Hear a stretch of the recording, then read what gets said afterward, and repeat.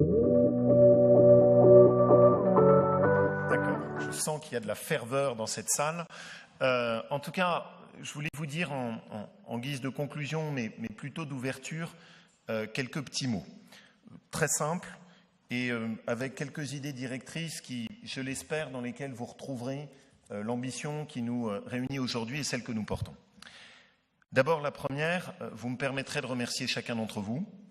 Je voudrais commencer, ce qui est plutôt inhabituel, par tous ceux qui composent le tissu anonyme et économique de notre région. Vous êtes notre force. Et je pense, on a évidemment des grandes stars, on est très heureux de les avoir, on a des grandes locomotives, c'est une grande fierté pour nous. Mais ce qui fait aussi le soubassement de notre tissu économique, c'est ce réseau de PME, de TI, de grands groupes liés les uns aux autres, qui y croient, articulés avec nos grands sites de recherche et d'enseignement, j'y reviendrai. Et je voulais vous remercier d'avoir pris de votre temps. C'est une journée à laquelle nous tenons beaucoup et je veux que vous sachiez que vous êtes ici chez vous. Quand je le dis, ça a une vraie signification. C'est-à-dire que ce que je considère, c'est que la première vocation d'une région, c'est de travailler en soutien à ses entreprises et son tissu industriel. C'est notre première compétence. La région aujourd'hui est le premier acteur numéro 1 sur le terrain économique. Et le problème des collectivités locales en France, c'est qu'elles ne choisissent jamais, qu'elles se dispersent surtout et qu'elles investissent de préférence de façon très pauvre et avaricieuse sur les secteurs qui créent de l'emploi, de la valeur ajoutée et de la dynamique. L'objectif de notre région, c'est exactement l'inverse. Notre priorité, c'est l'emploi. Ce n'est pas nous qui créons l'emploi, c'est vous.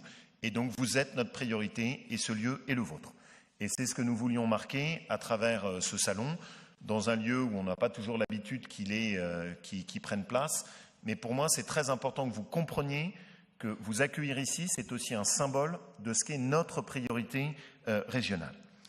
Alors, vous me permettrez d'abord de remercier Martial Sadier, qui a animé tout cela de main de maître. J'ai beaucoup de chance d'avoir Martial qui vient d'un territoire où on sait ce que c'est que l'industrie.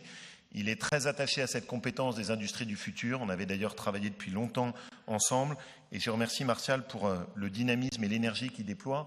Je me permettrai d'y associer Pierre Bérat, Anne Pellet et Frédéric Bonichon. J'aime bien qu'il y ait une mentalité d'équipe qui règne au niveau des élus. Et même pour tout vous dévoiler, j'ai envoyé mes équipes administratives aller se former dans des entreprises de la région pour apprendre le management qui vienne du privé, de l'entreprise et des industries, parce que j'ai tendance à penser qu'en la matière, le secteur public parfois est un petit peu archaïque. Et donc dans notre pilotage, on a tout un programme de formation qui est fait, c'est une première en France, avec des accords de partenariat dans des entreprises de chez nous, qui accueillent nos cadres et nos managers pour qu'ils puissent se former aux techniques de management et de motivation d'équipe qui sont celles que vous appliquez. Je me permettrai aussi de dire, ça c'est très gentil, ça me fait très plaisir. Et je me permettrai d'ajouter que dans nos recrutements, je veille à ce qu'il puisse y avoir des cadres du privé qui sont embauchés dans l'organisation et le staff de direction. Nous avions 60 directeurs, on en aura demain 20. Sur ces 20 et dans nos recrutements stratégiques qu'on a fait, il y en a 6. Sur ces 6, 3 viennent du privé. Et donc, c'est pour moi une ligne aussi qu'on essaye d'imprimer, c'est faire tomber ces séparations et ces murs, 6 caractéristiques de la France, où le public est géré par des gens qui viennent que du public, et le privé regarde le public sans le comprendre, et en trouvant que tout ça est un nid d'inefficacité colossale. Ce qui m'intéresse, c'est de faire travailler tout ça ensemble et de créer une énergie qui soit une énergie collective. Je voulais remercier notre président de la Chambre de commerce et d'industrie régionale, cher Jean-Paul, avec l'affection qui s'y lie.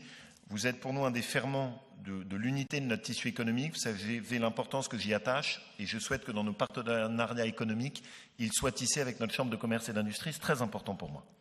Je voulais remercier l'ambassadeur de Chine qui nous fait l'honneur d'être présent. On a une forte présence du tissu entrepreneurial chinois. Je serai amené aussi à lui dire quelques petits éléments très de la franchise et je sais qu'il les appréciera, mais j'y reviendrai dans la suite de mon discours. Je voudrais y associer également les représentants de nos régions partenaires, nos 4 moteurs de l'Union européenne, qui sont pour nous un élément fort. Vous avez la région qui est la région du Bade-Wurtemberg, vous avez la région de Catalogne et vous avez la région de la Lombardie. L'objectif pour nous est à 4 de vous aider à déployer des partenariats, aller chercher des initiatives communes. J'y reviendrai dans mon propos. Et puis enfin, avec beaucoup de reconnaissance de ma part, je suis d'ailleurs très impressionné qu'ils aient accepté de participer de façon aussi durable à l'ensemble de nos travaux, et je vous remercie de les applaudir. Christophe Demestre, PDG de Siemens, Stéphane Laflèche, DG de SEB, qui est une de nos grandes fiertés, François Duval, VP de FIV Machining, il sait à quel point j'ai une grande confiance dans ce qu'ils sont en train de développer, Vincent Ferrero, qui est un de nos fleurons avec la stratégie partenariat de Michelin. J'y reviendrai, je suis très attaché au rôle de Michelin dans notre région. On a des beaux projets à mener ensemble. Et enfin, Louis-François Richard, le DG d'Air Liquide, sans oublier, cher Martial, je crois qu'on a encore Jean Souchol qui est là, le PDG de Poma, qui est présent. Je vous remercie de vos applaudissements pour cette très belle délégation industrielle.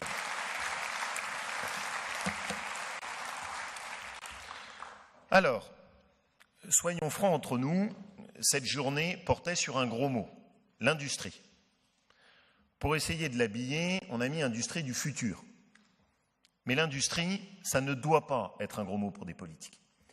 Et il faut qu'on assume de dire que l'industrie non seulement est le seul terreau qui crée véritablement de la valeur dans un pays, et qu'en plus l'industrie a de toute évidence un très fort et très puissant avenir sur un territoire qui est celui de notre région. Pourquoi est-ce que je le dis de façon un peu provocante ? Parce que je vois trop souvent ces discours qui se sont égrenés depuis une quinzaine d'années, consistant à dire que sur le sol français, voire même sur le sol européen, il fallait renoncer à toute ambition industrielle et se concentrer sur des industries de services et laisser à d'autres zones dans le monde la vocation industrielle. C'est contre tout ça que nous devons nous battre et c'est contre ces idées absurdes que l'on doit se battre. Cette région est la première région industrielle de France. Cette région fait partie des régions qui sont les plus puissantes à l'échelle européenne. Et tout mon travail en tant que VRP de la région est notamment de sillonner des grands territoires d'investissement en leur disant si vous voulez investir, monsieur l'ambassadeur, en Europe, c'est par Auvergne-Rhône-Alpes qu'il faut commencer parce que c'est la véritable région industrielle et qui a gardé sa vocation industrielle et son ambition industrielle. Et vous en êtes tous les reflets. Et c'est pour ça que je suis très heureux que cette rencontre et que ce colloque soit à la fois appuyé sur notre tradition. Nous avons une tradition industrielle forte. Quand on évoque des mots comme Michelin, quand on évoque des mots comme Berlier, Mérieux, Valeo, Aubert et Duval, Pechiney, c'est toute notre tradition industrielle. Mais cette tradition, vous l'avez complètement réinventée et vous lui avez donné une nouvelle actualité. Ici, ce n'est pas une industrie qui est une industrie qu'on visite au titre des monuments historiques, c'est une industrie qui crée de l'emploi, c'est une industrie dynamique, c'est une industrie qui a de l'envie. Mais nous sommes face à un défi qui est absolument majeur. De la même manière que le digital a révolutionné l'ensemble des pourtours et du fonctionnement macroéconomique de la société, vous le savez 1000 fois mieux que moi, nous sommes à un moment de grande bascule qui sera tout à fait comparable à la bascule de la révolution industrielle et des changements qu'ont apportés les modes de production énergétique à l'intérieur de notre tissu industriel national et européen. Cette bascule, et je veux que nous l'abordions avec un état d'esprit qui est résolument positif, parce que la France a trop souvent tendance à ne pas adopter cet état d'esprit, c'est une chance unique. Parce que ça signifie que les cartes sont rebattues. Ça signifie qu'on a la possibilité, si on est à l'offensive, de prendre des positions, d'être conquérant, d'être les premiers à prendre des marques sur les contours de cette industrie du futur. Et ce que nous souhaitons, c'est vous accompagner. Pour que Auvergne-Rhône-Alpes, forte du fait d'être la première région industrielle de France, devienne demain la première région à implanter tous les enjeux de l'industrie du futur sur son territoire régional à l'échelle de l'Europe.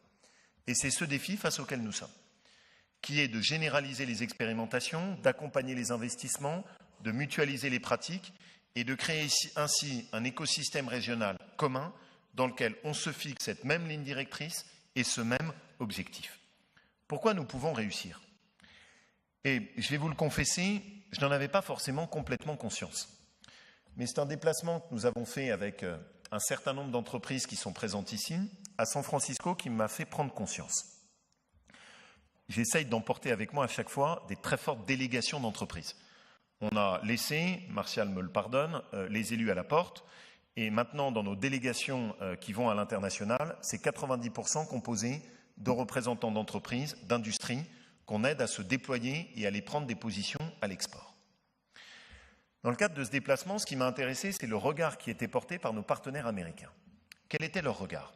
D'abord, vous avez une chance unique Vous êtes un des endroits où vous formez très fortement sur les métiers industriels, pas suffisamment à mon goût, mais en tout cas c'était le regard qui portait sur nous, et où vous formez des ingénieurs de très haut niveau. Deuxième regard qui portait sur nous, c'est que vous êtes un endroit où vous avez un taux de R&D qui est extrêmement puissant. N'oubliez pas ce que représente Grenoble, le pôle de Lyon, l'ajout de Saint-Étienne, ce que nous apporte Clermont dans la corbeille maintenant de la Marnier, et nous avons au total un tissu de R&D qui n'a pas à rougir d'aucun concurrent européen et qui fait de nous, quand on regarde la carte des dépôts de brevets à l'échelle européenne, la zone la plus innovante d'Europe quand on additionne l'ensemble de nos forces. Mais ça, d'autres territoires l'ont. Ce qui fait en revanche notre particularité, c'est que nous avons non seulement ça, mais nous vous avons vous. Et ça, c'est rarissime. Parce qu'on a des territoires qui ont tout misé sur la R&D, mais qui ont renoncé à l'ambition industrielle. On a des territoires qui ont gardé une ambition industrielle, mais qui n'ont pas la R&D. Des territoires qui sont capables de faire, pour le résumer de façon un peu directe, à la fois du hardware et du software, qui sont capables de faire à la fois de l'industrie et un très puissant volet de R&D et d'innovation, c'est unique. Et c'est sur cette force qu'il faut qu'on s'appuie. Le fait qu'on vous avoue, mais qu'on a en même temps ce terreau de R&D et de recherche et d'innovation, et d'ailleurs vous le portez vous-même, évidemment, dans vos industries, en mettant les deux en interface, on est imbattable. Et c'est cet atout-là qu'on ne doit pas perdre. Un territoire de R&D et en même temps un territoire qui est le premier territoire industriel. Partant de là, la stratégie sur laquelle a essayé de miser Martial, parce que j'aime bien qu'il y ait de grands discours, mais j'aime surtout derrière que ça s'incarne dans du concret, se déclinera pour moi dans 4 priorités. La première priorité d'abord, et nous l'avons définie conjointement avec l'équipe, c'est d'accompagner nos PME et nos ETI dans leur plan de développement industrie du futur. C'est un choix. Les politiques français n'aiment pas faire les choix, parce que faire les choix, c'est faire des mécontents. Si vous ne faites pas de choix, vous n'allez pas loin. Mon raisonnement, c'est que nos grandes entreprises du CAC 40 ont besoin d'un climat macroéconomique qui les aide à déployer leur compétitivité. Elles n'ont honnêtement pas besoin de la région. Mon raisonnement, c'est que le tissu de toutes petites entreprises ont évidemment leur valeur. Il faut qu'on les accompagne, mais il faut qu'on les accompagne par d'autres outils. Là où il faut qu'on concentre le faisceau, c'est ce qui est notre point faible habituel en France, notamment par rapport à nos voisins allemands, c'est d'arriver à faire émerger une catégorie de PME et ETI puissamment modernes, puissamment tournées sur la R&D, puissamment tournées sur l'innovation, puissamment tournées sur l'export et sur lesquelles nous concentrons le feu. Donc l'objectif est de concentrer le feu là-dessus, pour vous aider à franchir un palier et à franchir ce palier dans le cadre de l'acclimatation de tous les enjeux des industries du futur. Je pense aussi bien à l'intégration de la robotique, la question des transferts de technologie, le travail sur la chaîne numérique, les questions de fabrication additive sur lesquelles, ne vous y trompez pas, on a des positions ultra fortes et ultra compétitives à l'échelle mondiale et où on peut vraiment arriver à être sans doute le pôle le plus compétitif à l'échelle de la planète sur tous ces sujets. L'idée est d'accompagner à la fois les réseaux d'entreprises, mais aussi de le faire en accompagnant des entreprises uniques, ce qui jusque-là n'était pas le cas. Les réseaux, c'est bien, mais il faut aussi qu'on soit capable d'accompagner des projets qui sont des projets portés par des entreprises et qui ont également de la valeur. Martial a encore 3 mois pour mettre au plan définitivement ce dispositif d'ampleur qui est structuré sur de l'investissement industriel. Et j'ai bien dit industriel. Et nous, on croit à l'industrie, ça veut dire que ça s'incarne dans notre politique d'aide, et donc on accompagne votre investissement industriel. On en définira les modalités, il faut qu'on en définisse le pourtour et les conséquences d'aide, mais pour nous, qu'une région accompagne de l'investissement industriel et des entreprises, ce n'est pas un gros mot. J'ai découvert avec horreur que dans la précédente région, enfin une partie de la précédente région, on accompagnait une entreprise qu'à condition qu'elle n'ait pas versé de dividendes au cours des 10 dernières années.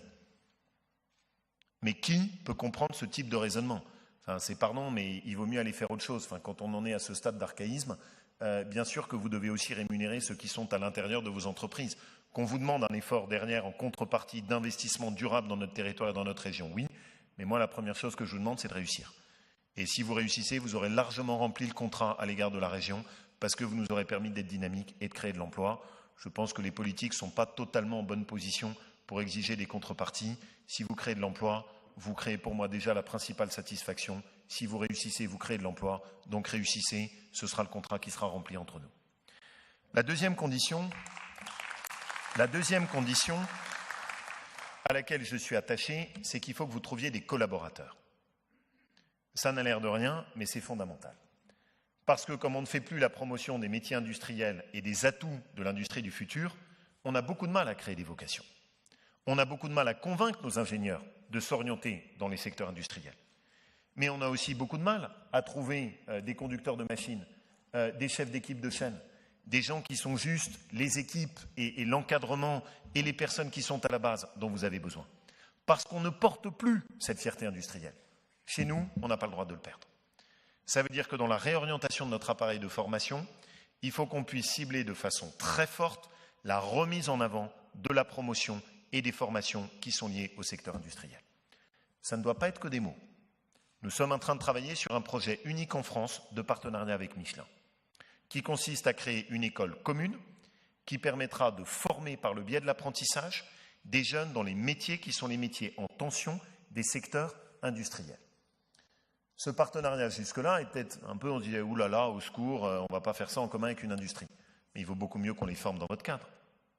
Il vaut beaucoup mieux que les jeunes qui soient formés directement dans un univers qui est un univers industriel. Et que derrière, vous nous aidiez à leur apprendre ce que seront les enjeux pour eux des 5 prochaines années. Et bien entendu, je le précise, l'objectif est que cette école ne soit pas l'école Michelin, mais que ce soit une école où, avec le soutien de Michelin, et je les remercie de s'investir, on forme ensuite des jeunes qui seront pour vous des collaborateurs que vous pourrez recruter dans l'ensemble du tissu industriel de la région. Ça doit s'accompagner, Martial, et ton département est moteur en la matière, de politiques consistant à mettre en avant les atouts et les talents du tissu industriel auprès de nos jeunes. Et tôt, au moment où ils commencent à s'orienter. Et on ne peut pas laisser ça uniquement au service d'orientation de l'éducation nationale, pour lesquels j'ai le plus grand respect, mais je pense que c'est bien aussi quand c'est vous qui venez voir nos étudiants et qui leur dites « Regardez ce qu'est aujourd'hui l'industrie.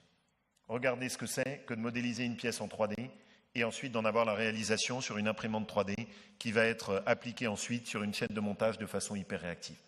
Regardez ce que sont aujourd'hui les nouvelles machines sur lesquelles on travaille et qui créent la fierté tout simplement de voir le produit qui sort de nos chaînes de fabrication. » Et une des idées sur lesquelles on travaille, puisque Martial a travaillé là-dessus avec un salon qui est en Haute-Savoie extrêmement performant, comment est-ce que tu l'appelles déjà? Smile, le salon Smile, en plus j'aime bien, c'est une idée un peu d'enthousiasme et d'énergie, qui permet de drainer tous les jeunes lycéens et de les amener dans une mini-entreprise reconstituée le temps d'une semaine et où ils peuvent voir ce qu'est toute la vie d'une industrie, c'est-à-dire concevoir un produit, le marketer, le dessiner avec un bureau d'ingénieur, le réaliser sur des machines productives et ensuite le vendre. Et ça, c'est extrêmement performant parce que, et j'étais assez surpris des échanges avec nos étudiants, vous avez tout simplement des étudiants qui vous disent « mais l'industrie, c'est pas ce que je pensais ». C'est extraordinaire. Moi, ça me motive, ça m'intéresse. Et donc, de drainer des talents en direction des métiers de l'industrie du futur, c'est aussi une des conditions pour que vous puissiez réussir. Le troisième élément, c'est l'écosystème. Je crois beaucoup à ça. En France, on ne chasse pas en meute. Et c'est une erreur. En France, parce qu'on a parfois un peu la fureur du converti de la mondialisation, on croit toujours que pour être malin, il faut faire un partenariat avec quelqu'un qui n'est pas dans notre région. Eh bien, ce que je voudrais, c'est que ce soit exactement l'inverse. Et qu'on crée un écosystème que vous connaissiez. D'abord, que vous ayez connaissance de l'ensemble des ressources à l'échelle de la région. Que vous ayez connaissance de l'ensemble des laboratoires de recherche à l'échelle de la région. Que vous ayez connaissance de l'ensemble du pourtour de formation à l'échelle de la région. Et que vous puissiez avoir un travail en équipe dans lequel on additionne les forces et où tout le monde travaille en commun. En ayant conscience de cette vérité que la Lombardie, le Bade-Wurtemberg, la Catalogne, la Californie, la Floride, les grandes régions chinoises ont compris, qui est que quand on chasse en équipe, on est plus fort parce qu'on bénéficie de la dynamique collective. On a beaucoup de chance ici, parce qu'on a des grands groupes. Et des grands groupes qui sont attachés à cette dynamique. J'en ai cité plusieurs. La seule chose que j'attends d'eux, c'est qu'ils nous aident à réinvestir dans cet écosystème. Qu'ils nous aident à avoir une logique consistant à se dire « je fortifie mon écosystème local ». Regardez ce qui s'est passé sur notre secteur automobile. Au fond, ils ont pour une large partie sacrifié leur réseau de sous-traitants locaux et avec ce sacrifice, ils se sont retrouvés à la fin à avoir une vraie perte de substance et de compétitivité. On ne perd jamais à fortifier son écosystème régional et à faire en sorte que notre région soit puissante et performante. Essayez de faire en sorte que la vallée de l'Arve travaille avec Oyonnax, que Oyonnax puisse travailler avec le plateau de Golen, que Golen puisse travailler avec l'aéronautique à Issoire, que l'industrie agroalimentaire de la Loire puisse travailler avec celle qui est celle de la Drôme, que les contreforts de Grenoble sur tout ce qui est le hardware puissent travailler avec les objets connectés qui sont sur Lyon, et ainsi qu'on puisse créer un écosystème commun dans lequel on essaye toujours de regarder d'abord si on peut travailler ensemble plutôt que d'aller chercher ailleurs d'autres ressources. Après, on va évidemment se projeter dans la mondialisation. Après, on va chercher la compétition extérieure. Mais il nous faut une base arrière puissante. Et il faut qu'on crée cet écosystème de compétitivité locale dans lequel on est les meilleurs. Et être les meilleurs, on ne peut pas le faire seul. On ne peut pas le faire avec des silos de pôles de compétitivité qui sont séparés les uns les autres. Il faut que pour répondre aux défis de l'industrie du futur de demain, et je sais que vous en avez beaucoup parlé aujourd'hui, on mette les clusters en commun. Que l'aéronautique travaille avec la plasturgie, que la plasturgie travaille avec le décolletage, que le décolletage travaille avec les nanotechnologies et qu'on mette tout ça en commun. Si on met en commun, on est imbattable. Le dernier élément, c'est qu'ensuite, il faut qu'on aille chercher la ressource à l'international. Parce qu'on est Auvergne-Rhône-Alpes. Et parce que nous, on est tourné vers l'international. Que notre région a cette vocation, qu'elle est inscrite dans les grands itinéraires de transport et dans les grands itinéraires d'échange, et que tout simplement, parce qu'on a le goût de la réussite et du grand large, on va chercher nos parts de marché à l'international. Pour cela, on a des ressources sur lesquelles il faut qu'on investisse. D'abord, je veux qu'on aille chercher beaucoup mieux les financements européens. Les financements européens, c'est une logique de compétitivité entre les territoires. Souvent, pour vous, c'est impossible d'identifier tous ces pourtours. Vous avez autre chose à faire que perdre du temps. Dans la future grande agence régionale économique que nous allons mettre en place, son objectif sera d'être pour vous une agence de service et qui puisse vous dire « vous avez ça et ça comme projet en soute, nous on s'occupe d'identifier sur quelle ligne est-ce qu'on peut répondre ». L'objectif n'est pas de transformer nos industries en chasseurs de primes, j'y crois pas un instant. Mais l'objectif, c'est de ne pas passer à côté d'opportunités que nos concurrents, eux, sont très aptes et astucieux à récupérer. L'objectif, c'est de ne pas vous faire perdre du temps à remplir de la paperasse administrative, mais qu'on essaye d'internaliser tout ça. Ce qui me permet de vous dire que la région va se doter d'une agence unique pour vous accompagner. Pas une cathédrale administrative, peu de monde, très réactif, du muscle. Et pour vous, une seule antenne. Aujourd'hui, c'est impossible de s'y retrouver. Si vous voulez aller à l'export, il faut aller voir un tel. Si vous voulez un peu d'accompagnement sur l'innovation, il faut aller voir un autre. En plus, au passage, tout ce petit monde gaspillait des millions d'euros de façon allègre. On y casait les fils d'un tel et les enfants d'élus dans tous les sens. Et on se retrouvait avec des structures très sympathiques, totalement inefficaces, et qui étaient plombées au bout de 3 ans avec des déficits cumulés astronomiques. Une agence très courte, gérée sur le modèle du privé, avec des indicateurs de résultats, mais où vous avez un seul entonnoir. Vous avez une problématique d'apprentissage, un seul guichet. Vous avez une problématique de financement de formation, un seul guichet. Vous avez une problématique de déploiement à l'export, où on essaiera de financer souplement des chèques export pour vous, on s'adresse là. Vous avez une problématique d'investissement, où d'essayer de vous repérer dans le maquis des aides européennes, on s'adresse là. Un seul guichet, peu de monde, très réactif, et en partenariat, cher Jean-Paul, avec les réseaux qui existent dans les territoires pour éviter de faire du millefeuille administratif, peu de monde, mais très efficace. Enfin, ce qu'on doit aussi essayer de faire, c'est d'utiliser le tissu de relations que nous avons à l'international pour vous aider. On a décidé avec les 4 moteurs européens de travailler en partenariat pour pouvoir aller chercher des financements européens en commun, mais pour pouvoir aussi mettre en relation nos réseaux économiques. L'objectif est de jumeler l'ensemble de nos clusters, qu'on connaisse le potentiel de la Catalogne, qu'on connaisse le potentiel de la Lombardie, qu'on connaisse le potentiel du Bade-Wurtemberg et qu'on arrive ainsi à avoir un partenariat et un réseau international qui vous accompagne. Ensuite, on va essayer, nous, en s'appuyant sur des accords de coopération, et on en a notamment avec la Chine qui sont extrêmement importants, tout particulièrement avec Shanghai, de pouvoir, à travers ça, vous aider ensuite à vous déployer, trouver des partenariats, trouver des débouchés. C'est tout cet écosystème qu'on est en train d'essayer de mettre en place pour vous aider notamment à pouvoir mettre des pieds dans la Silicon Valley. Au fond, ce que je voudrais, pour finir et en ayant été beaucoup trop long, vous dire, c'est qu'il y a d'abord pour moi une vision. Cette vision est simple. L'avenir de l'Europe n'est pas d'être un continent de consommateurs. L'avenir de l'Europe, c'est d'être un continent où il y a des entreprises, où il y a des salariés et où il y a des industries. Parce que si notre vocation, c'est de devenir juste des consommateurs qui poussent un caddie chez Lidl, ça ne m'intéresse pas. Vous savez, monsieur l'ambassadeur, j'avais fait un déplacement en Chine à l'époque où j'étais ministre des Affaires européennes. Et j'avais été amené à échanger avec mon homologue chinoise, qui m'avait donné cette parole qui m'avait beaucoup marqué. Elle devait avoir à peu près 60 ans. Elle m'avait dit, vous savez, quand moi j'étais jeune, on jouait au ping-pong sur des tables qui étaient faites en Europe, avec des raquettes et des balles qui étaient fabriquées en Europe, et on portait des t-shirts et des shorts qui étaient faits en Europe. Tout mon engagement a été fait pour faire en sorte que mon pays puisse maintenant produire ses produits. Tout mon engagement aujourd'hui, c'est pour faire en sorte que nos industries continuent à être installées chez nous, qu'elles gagnent des parts de marché et qu'elles soient dynamiques. Je ne sais pas si la France y arrivera, je ne sais pas si l'Europe y arrivera, mais ce que je sais, c'est qu'en Auvergne-Rhône-Alpes, on va y arriver et qu'on doit être le territoire dynamique de la France et de l'Europe. Merci à tous.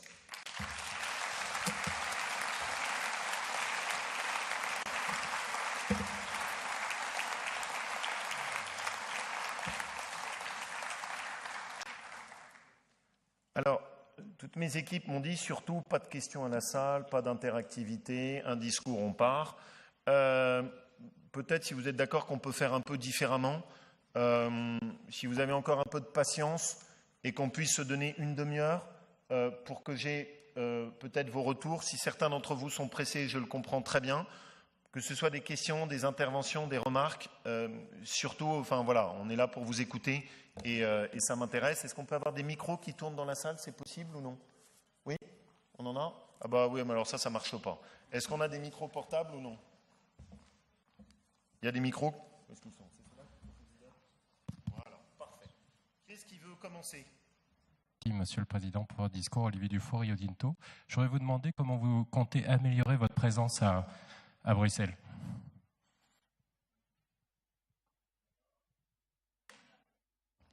Allez-y. Merci Monsieur le Président. Donc Georges Allary, vice-président de la société Klexral, justement leader mondial des lignes de fabrication pour la semoule de couscous. Vous n'estimez pas, hein? Oui, c'est très gros enjeu. Très gros enjeu. Je reviens sur votre proposition de guichet unique. On travaille beaucoup à l'international à Klexral, à 92 pays, des filiales et bureaux dans le monde. Comment est-ce que vous voyez la redondance éventuelle avec BPI France? Très bien.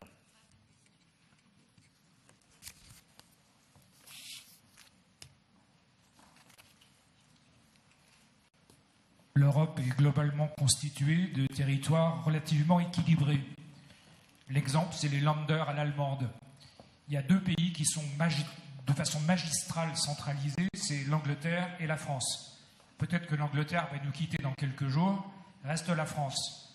Comment peut-on aujourd'hui, avec la puissance de 7 régions et des 4 moteurs, retrouver un nouvel équilibre, c'est-à-dire, entre guillemets, et je suis caricatural, se passer de Paris, qui est un système hyper centralisateur et qui nous pompe énormément d'énergie. C'est un peu caricatural, mais in fine, il y a quand même des questions autour de ça. J'ai rien à enlever. Oui. Anthony Ravier, Arel France. Monsieur le Président, pour entreprendre, on a besoin de certains ingrédients. Vous avez témoigné une part d'énergie volontariste. C'est important pour entreprendre. La collaboration, c'est important également. Il y a un point qui est aussi important, tout aussi important, qui est le carburant de l'entrepreneuriat, qui est le financement. Comment comptez-vous libérer certains étaux que nous pouvons rencontrer dans nos développements pour financer nos besoins en fonds de roulement pour aller de l'avant? Parce que ça va de pair avec la prise de part de marché. On va encore en prendre une. Ça me permet de réfléchir. Martial, si tu veux répondre à certaines. Monsieur le Président, vous avez fait un parallèle tout à l'heure entre l'Allemagne et la France en ce qui concerne les PME et leur taille. C'est un handicap récurrent que l'on connaît depuis très longtemps et je ne pense pas qu'on parviendra à avoir des PME simplement par la croissance organique. Elle passera certainement par des regroupements. Est-ce que vous envisagez de faciliter justement ce genre de process parce que ce n'est pas dans l'ADN des entreprises, des PME françaises de mon point de vue? Martial, tu veux répondre à quoi? C'est pas crédible. Bon, d'abord, première question sur Bruxelles, ce qui me permettra aussi de répondre à celle sur l'international. À Bruxelles, on avait une délégation qui cherchait à tout faire. Suivre toutes les lois, faire soi-disant du lobbying, etc. Quand on fait tout, on fait rien. Maintenant, l'objectif de la délégation, c'est qu'on les reconcentre sur une seule chose, c'est qu'il faut qu'ils aillent chercher les opportunités de cofinancement. On a l'horizon européen qui est l'horizon 2020, qui est absolument central. C'est là-dessus qu'on doit se concentrer. Essayer d'arriver à récupérer un certain nombre d'accompagnements. On a une partie de la région qui avait commencé à travailler sur ce sujet. Pour moi, c'est central. La deuxième chose, c'est que j'aime pas faire la grenouille et le bœuf. On est la région Auvergne-Rhône-Alpes, mais on n'a pas un budget qui fait 50 milliards d'euros. Et donc, je n'ai pas à gaspiller mon argent sur des structures de fonctionnement redondantes. Donc, ce qu'on a proposé, c'est à des régions partenaires d'avoir un seul local commun et de mettre en commun des synergies. Parce que je préfère qu'on puisse travailler ensemble et du coup d'être plus fort, plutôt que chacun cherche à jouer le micro-État dans son coin et qu'à l'arrivée, on ne fait rien du tout. Voilà. Donc, c'est très représentatif de ce que je cherche à faire. Ce que je veux bien que vous arriviez à comprendre, et vous en verrez parfois certains échos dans la presse, c'est qu'on fait ici des économies. C'était jamais arrivé dans l'histoire de la région. C'est-à-dire depuis que la région a été créée, les dépenses de fonctionnement n'ont jamais baissé. Jamais. C'est pour la première fois cette année qu'on va avoir enfin une baisse de la dépense de fonctionnement. Si jamais je veux pouvoir vous accompagner, il faut que ma structure à moi soit plus réactive et plus performante. Et parfois, ça m'a surpris, quand on fusionne deux régions, en tout cas c'était le principal argument, c'était pour qu'à l'arrivée on soit plus performant pour un coût qui soit moins cher. Bon, j'ai l'œil rivé dessus.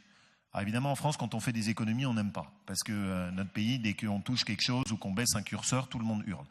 Mais il faut qu'on assume cette ligne, parce que si on n'est pas capable de faire des économies et de montrer qu'on peut baisser la dépense publique, notre pays va droit dans le mur.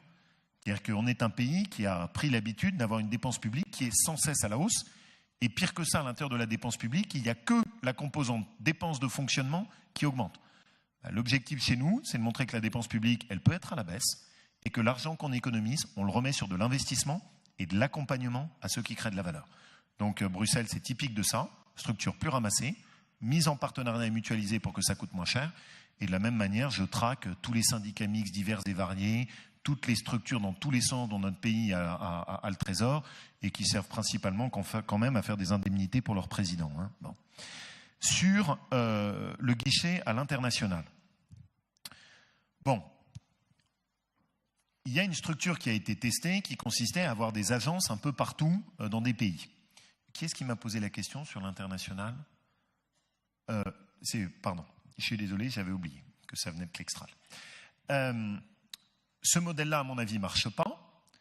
Parce que pour que ce soit efficace, il faut avoir 5 personnes au Canada, 5 personnes aux États-Unis, 10 personnes en Chine, 4 personnes au Japon. Vous vous retrouvez petit à petit à avoir un monstre administratif et dont la performance n'est pas avérée. Ce qu'on va faire, c'est qu'on va fonctionner différemment. On va labelliser des cabinets d'accompagnement dont on aura testé la performance. Et dont on vous dira, écoutez, voilà, vous voulez aller au Japon, nous on sait que tel cabinet est un partenaire solide, qui connaît très bien le Japon, on a l'habitude de travailler avec eux, vous pouvez aller avec eux. C'est pas fermé, parce que je veux que ce soit souple. C'est-à-dire, si vous nous dites, nous, il y a un tel avec lequel on a l'habitude de travailler, ok. On va rajouter à ça des crédits d'accompagnement pour le déploiement à l'export, soit participation à des salons, soit essayer d'aller prospecter en se donnant un peu de temps. Mais on fera du choix.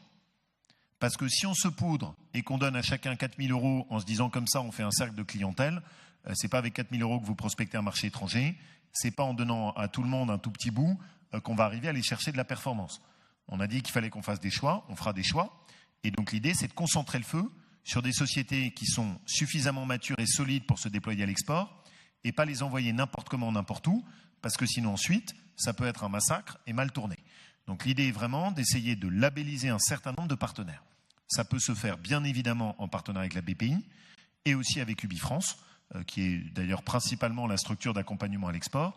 Il se trouve qu'on les finance l'un et l'autre, donc j'aime bien qu'on ait un peu de retour pour notre argent, ce que j'ai d'ailleurs commencé à expliquer gentiment mais fermement à la nouvelle directrice d'Ubifrance, c'est qu'on ne financerait pas n'importe où si on n'a pas un retour en termes d'efficacité.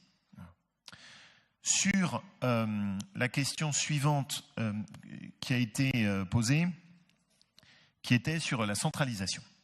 C'est une très belle question. C'est une très belle question. Je vais vous en donner une illustration. Alors, faites-moi la gentillesse d'en enlever la dimension politique, parce que je pense qu'un président ou un Premier ministre de n'importe quel bord aurait fait exactement la même chose. Le lendemain de mon élection, je reçois un coup de fil très sympathique de Manuel Valls, qui me dit vraiment « Je suis très heureux de ton élection, Laurent ». Très bien, pas de nouvelles. Et qui me dit « On a trouvé un plan qu'on va mettre en place sur la formation pour inverser la courbe du chômage ». Il se trouve que c'est la compétence de la région, complètement. C'est notre job, même notre principal job. Et il me dit, mais t'inquiète pas, t'as rien à faire. C'est-à-dire, on a conçu le plan, on a défini le catalogue de formation, il faut juste que tu fasses un chèque qui soit de 40 millions d'euros. Très révélateur. C'est-à-dire que nos braves ministres, dont j'ai été, nos braves membres de gouvernement, n'ont pas intégré que ce pays était maintenant en partie décentralisé. Et que sur toute une série de compétences, c'est plus eux qui décident. Et quand j'ai ouvert ce catalogue de formation, il n'était pas du tout défini à partir des métiers en tension. On avait pris les organismes de formation qui étaient non pourvus et on s'était dit, bah là on peut financer des places parce qu'on va pouvoir un peu bourrer la machine. Et puis on était sur des stages de formation qui étaient très faibles en termes de montant de formation, donc avec des perspectives de qualification très faibles. C'est-à-dire, il n'y avait aucune chance par exemple qu'on finance un soudeur avec les montants qui étaient sur la table, alors que des soudeurs on en a grand besoin. Il n'y avait quasi rien qui était prévu sur des programmateurs informatiques, alors qu'on a des très gros besoins de programmateurs informatiques. Et donc, on a refusé de signer. Et on a dit non, nous, on va mettre en place notre plan de formation qui correspond aux besoins de notre région, mais ce n'est pas Paris qui décide chez nous. Et l'aéroport de Saint-Exupéry, c'est exactement le même dossier.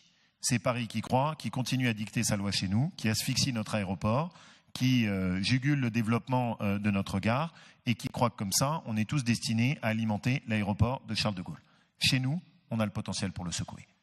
Et on a le potentiel pour dire, on vous respecte, on travaille ensemble, mais en Auvergne-Rhône-Alpes, c'est Auvergne-Rhône-Alpes qui décide. Vous voulez venir avec nous, très bien, mais vous ne décidez pas chez nous, à notre place. Je pense que le raisonnement parisien fait beaucoup de dégâts à notre pays. Et ça correspond aussi à mon choix. Hein. Moi, j'ai fait un choix qui est de me consacrer à notre région. Je ne serai pas ministre en 2017, j'ai aucune ambition en la matière, mais je veux que dans notre région réussisse et qu'on montre que ça marche. Et donc, c'est un choix qui est pour moi aussi un choix fort et que je partage, que je partage avec vous. Sur le financement, j'ai encore une hésitation sur le sujet. Et ça m'intéresse d'avoir votre retour. Parce que d'un côté, certains nous disent, mais dans la période actuelle, il y a un financement très abondant, les taux d'intérêt sont très avantageux, etc. Machin. Donc, avoir du financement sur un projet, ce n'est pas compliqué. D'autres me disent c'est un peu plus compliqué que ça quand même. Parce que, certes, soi-disant, il y a des financements abondants, mais personne ne veut prendre de risques. Et personne n'est prêt à prendre la position lead. Celle qui permet de construire et de mettre en place votre maquette de financement avec votre premier financeur majoritaire qui donne confiance aux autres et qui fait qu'ensuite vous avez l'ensemble des financeurs qui viennent. Je pense qu'on a une vraie réflexion à mener. Parce que quand je regarde à l'échelle de la planète et des différentes régions, pour rebondir également sur votre question, elles ont quasiment toutes, en tout cas les grandes régions industrielles et d'entreprises, un fonds régional d'investissement qui a comme vocation d'investir dans le tissu économique régional et de l'accompagner dans son développement. Alors, il y a deux voies, j'ai plutôt tendance à exclure l'une et plutôt tendance à privilégier l'autre. Il y en aurait une qui consisterait à se dire on va faire notre joujou. Et donc on va créer notre fonds d'investissement lié à la région. Et puis on va faire un pilotage avec le politique.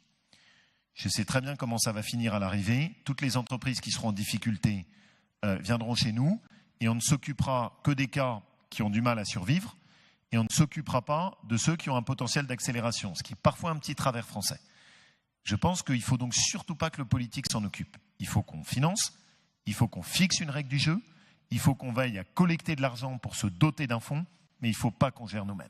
Il faut qu'on fixe des indicateurs, des objectifs, mais ensuite, dans l'arbitrage au quotidien, il ne faut pas qu'on interfère, sinon ce seront des décisions politiques et pas des décisions industrielles. On a des fonds dans notre région, et c'est une chance. Je pense qu'il faut qu'on fasse là aussi un certain nombre de choix, qu'on en choisisse un ou deux, maximum, et vraiment maximum, plutôt un même, sur lequel on décide de monter en puissance sur nos partenariats, en fixant comme règle du jeu en contrepartie qu'il faut que l'argent soit investi dans le tissu économique régional. Voilà. Donc ça, c'est plutôt cette règle du jeu sur laquelle je voudrais travailler. Et on a la chance d'avoir un certain nombre de grands groupes de la région qui ont eux-mêmes décidé de mettre un peu d'argent de côté pour accompagner de l'investissement et de la montée en puissance d'entreprise. Donc si on met tout ça ensemble, je pense qu'on peut avoir quelque chose qui a de la tête. Il y avait une dernière question qui m'a été posée.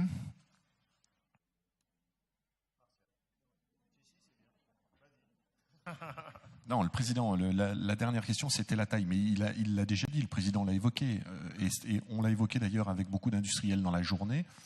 Toutes les tailles d'industrie et de PME sont importantes, notamment pour la question d'écosystème et notion de filière, mais on voit bien qu'un des retards français par rapport notamment à nos partenaires, c'est ces fameuses ETI, c'est-à-dire à chaque filière et dans chaque écosystème, avoir un certain nombre d'entreprises qui ont la taille critique et qui vont aussi jouer l'élément moteur aux côtés des grands noms. Et donc, dans le dispositif financier que le président nous a demandé de préparer, au passage, il a insisté sur le fait que, et j'attire votre attention, que nous avons tout un travail d'harmonisation à faire entre les deux anciennes régions. Et donc, à chaque fois qu'on parle d'un outil financier, il faut penser le bon outil financier et il faut aussi modifier les anciens outils de l'Auvergne et les anciens outils de Rhône-Alpes pour donner naissance aux nouveaux outils, ce qui explique le délai de mise en œuvre, mais il vous a annoncé, enfin d'ailleurs il m'a annoncé à moi 3 mois tout à l'heure, j'ai bien entendu le message, donc vous avez le calendrier, et donc au-delà de ce qu'il vient de vous dire, il y aura effectivement un outil qui vise à accompagner le passage d'une taille d'entreprise à une autre, et notamment la constitution de ces fameux ETI. Enfin, je m'autorise, le président ne l'a pas abordé, mais il a insisté aussi sur le fait que dans ces outils financiers, on n'en a pas parlé, mais il y a la notion de transmission, qui est extrêmement importante, transmission programmée ou pas, parce qu'un chef d'entreprise, malheureusement, peut avoir un accident de la vie, une entreprise peut avoir un coup de moins bien, et une entreprise peut avoir une transmission programmée. Il faut qu'on ait la culture de la transmission de l'entreprise, parce qu'on a un certain nombre de pépites dont on n'a pas le droit de les laisser partir. Et donc, l'outil financier qui va être proposé par le président à la rentrée de septembre sera un outil financier qui comprendra cette notion de taille critique et qui essayera d'améliorer la disponibilité et l'intervention rapide au moment d'une transmission, qu'elle soit programmée ou pas. Je vois le président Lacroix qui meurt d'envie de dire quelque chose ou d'ajouter une remarque. Oui, je sais. Vous avez, président, très bien dans la première partie de votre exposé mis en exergue que les deux grands atouts de cette région, c'est d'une part son potentiel de recherche et d'autre part son potentiel industriel. Ce qui manquait à votre propos, c'est l'outil que vous accompagnez pour faire le lien entre les deux, qui s'appelle le Hub Recherche et que vous financez. Alors, juste, c'est une petite allusion entre nous, mais qui compte beaucoup. Dans l'idée de faire un écosystème, le président Lacroix a mis en place 2 outils qui sont très importants. D'une part, le Hub Fi, qui permet de connaître les différents outils de financement, et d'autre part, le Hub Recherche. L'idée étant que vous ayez sur une seule plateforme Internet l'accès à la totalité des bases de données pour savoir, par exemple, à côté de chez vous ou dans le pourtour régional, quels sont les laboratoires ou les centres de recherche qui peuvent correspondre à des disciplines sur lesquelles vous travaillez. Je vais vous donner un exemple très précis. Dans une des communes de chez moi, à Beauzac, on avait une entreprise qui était absolument extraordinaire, très innovante, PME familiale en pleine croissance, qui travaillait sur la résistance des matériaux. Sauf que le chef d'entreprise était complètement pris dans sa logique de développement, le temps qu'il fallait y passer, l'énergie à répondre à tout le harcèlement administratif, et donc il n'avait pas le temps d'élargir le pourtour. À 30 km de chez lui, à Saint-Étienne, il avait un des meilleurs laboratoires qui travaillait précisément sur la technique sur la résistance des matériaux. L'objectif du Hub Recherche, c'est de vous faciliter la tâche et d'identifier ainsi tout ce qu'on a dans notre écosystème qui permet de trouver des centres de recherche et où on intensifie les partenariats publics-privés. Et nous, dans notre accompagnement de la recherche et de l'enseignement supérieur, on mettra une prime à tout ce qui est sur du partenariat public-privé pour ainsi inciter les entreprises à aller en direction de notre écosystème de recherche et inciter notre écosystème de recherche à aller en direction des entreprises. Voilà. Si vous me le permettez, je voudrais vous faire une demande et puis un dernier petit propos. Ma demande, c'est que je serais très preneur. Je pense qu'on a évidemment les adresses mail de tout le monde. Donc, ce que je voudrais, c'est que vous puissiez nous faire votre retour. Nous dire qu'est-ce que vous avez retenu de la journée, c'est-à-dire le trait qui a été marquant pour vous, le point qui vous a semblé saillant, et puis les sujets de suivi. vous m'en choisissez 2 ou 3, soit propositions, soit attentes. Et qu'ainsi on puisse avoir une interactivité et qu'on garde vraiment le lien entre nous de ce que vous a été votre ressenti de la région, ça nous aide, de tout le travail sur l'industrie du futur, et nous, ça nous aidera à progresser. J'ai besoin de ce retour de votre part, parce que c'est pas nous qui sommes les chefs d'industrie, c'est vous. Et le dernier point sur lequel je voudrais vraiment insister, et vous l'avez dit, il faut qu'on ait la pêche, et il faut qu'on ait de l'enthousiasme. Dans notre pays, on cède trop à la sinistrose, tout est fait pour. Votre vie d'industriel est absolument, tout est fait, et on a le sentiment que tout est fait pour se mettre des bâtons dans les roues. Ce que je veux que vous reteniez, c'est qu'à la région, notre objectif, c'est de vous faciliter la vie. On y réussira peut-être pas toujours, mais en tout cas, c'est notre objectif, c'est d'être un facilitateur. Et je crois à notre capacité de réussite. Je suis fondamentalement optimiste, fondamentalement tourné vers notre capacité à réussir et à imposer notre marque et notre réussite. Il faut qu'on ait cette envie, il faut qu'on ait cet optimisme. Ce qui tue parfois la France et l'Europe, c'est qu'il n'y a plus suffisamment d'envie et d'optimisme. Chez nous, il faut qu'on ait de l'envie et de l'optimisme, et je sais que vous n'en manquez pas. Merci à tous.